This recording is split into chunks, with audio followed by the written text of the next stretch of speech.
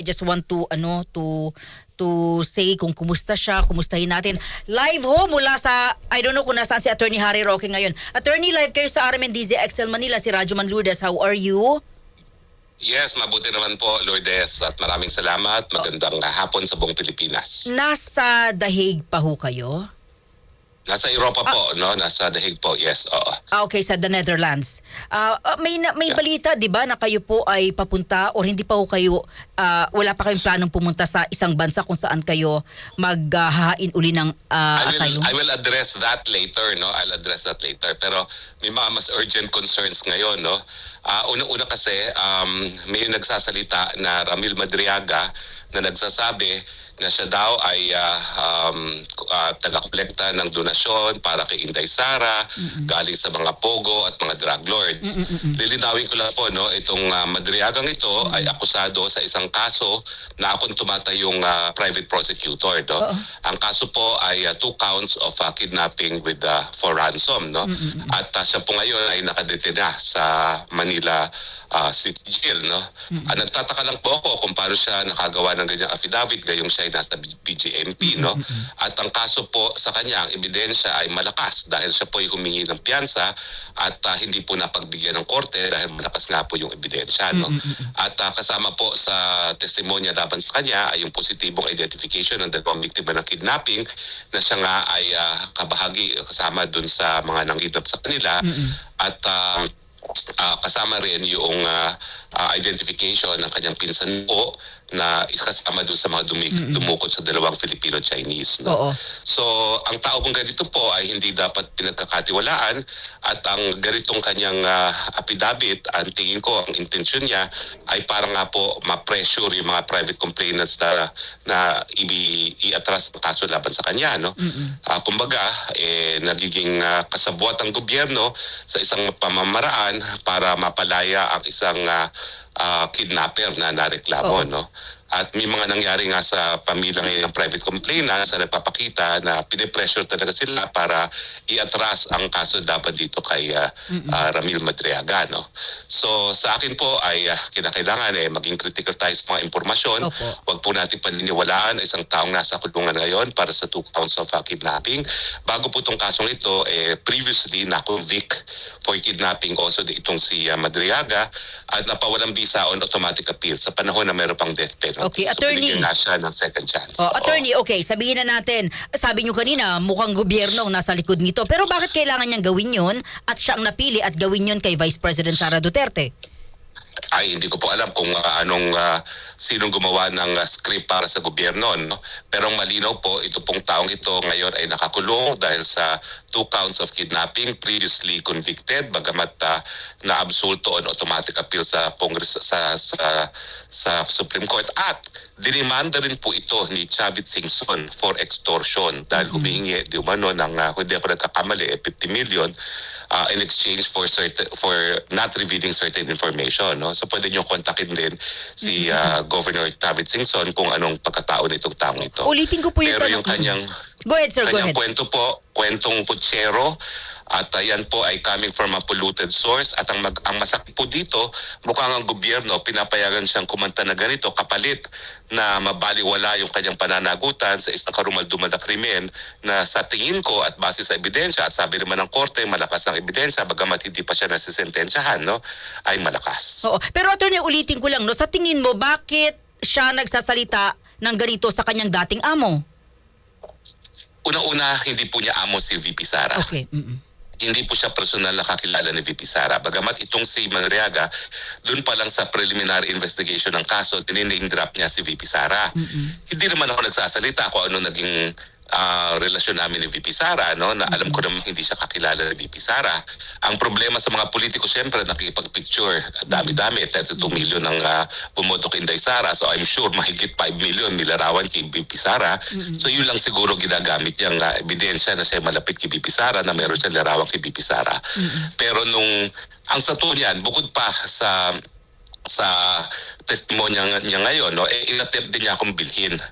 Inopera niya ako ng 5 million sa pamamagitan ng isang kaibigan niya para sabihin ko yung kliyente na wag nang ituloy at sabihin na mahina daw ang ebidensya. Hindi ko ginawa yun dahil yan naman po ay pagtaksil sa aking katungkulan bilang isang abogado. No? So ganyan po maglaro ito. At saka bukod pa po dyan, pinapressure niya po sa pamamagitan ng isang kasong sibil sa ibang bagay na wala namang kinalaban sa kidnapping. No? Parang ma-pressure ako na i-atras yung kaso laban sa kanya, no? So, this guy po does not play fair at saka wala pong kredibilidad at ang aking masasabi lang ay naku, lahat po gagawin nila para kadad ka rin sa putik sa Inday Sara. Hindi naman po sila magtatagumpay dahil in the first place hindi ka panipaniwala ang kanilang testigo. Naniniwala ho ba kayo ito iniugnay na sa binubuhay na impeachment laban kay VP Sara next year? Well, posible po yan, no? Dahil sasabihin nila itong gap ng pera na pangampanya galing sa mga pogo at galing sa mga drug lords.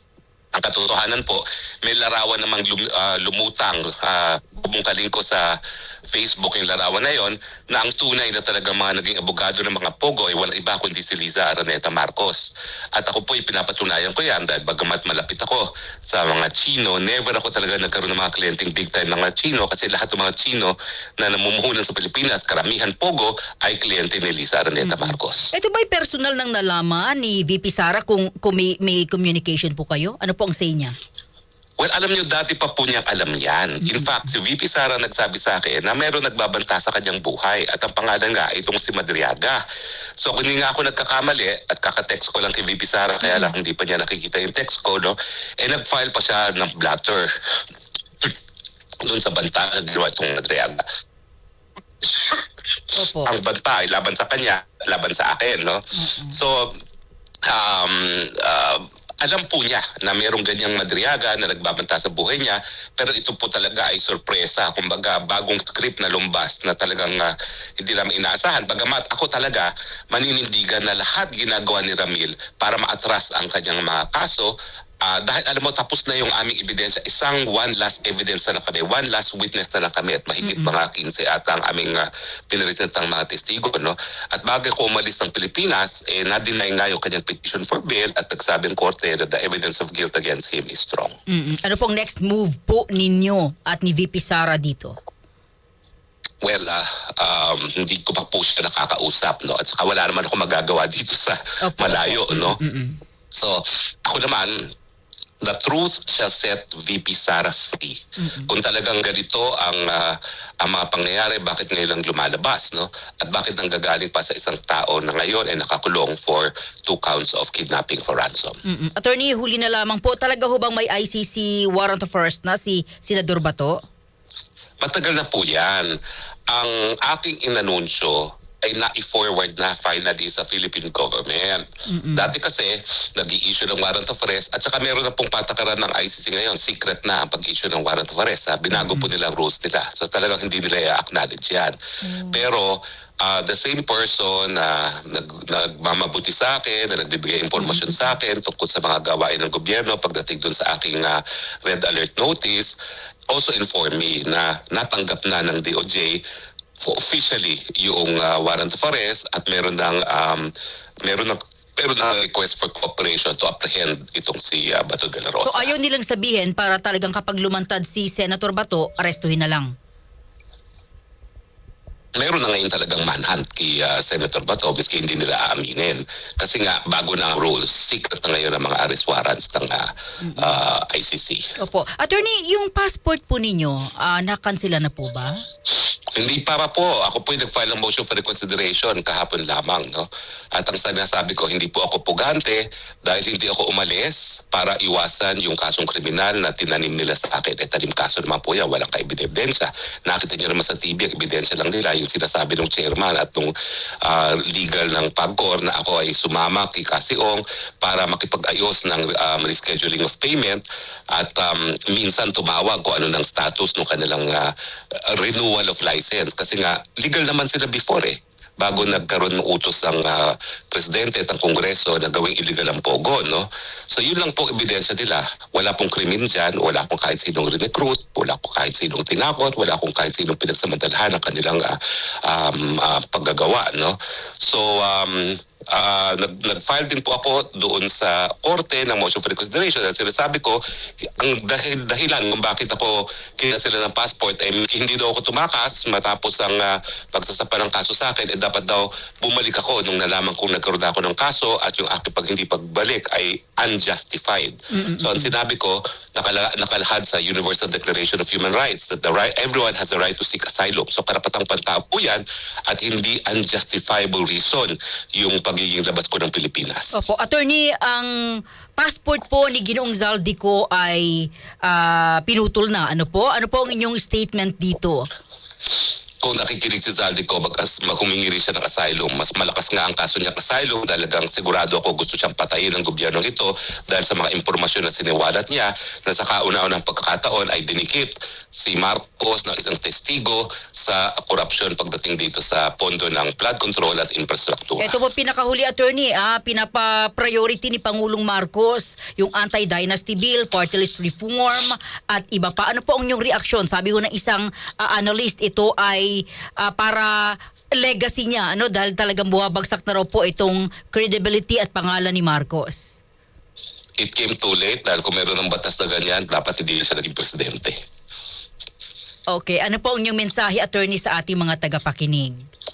Well, umiinit po talaga ang politika sa Pilipinas at ang talagang ninanais nila ay sirain ng tuluyan itong si BP Sara.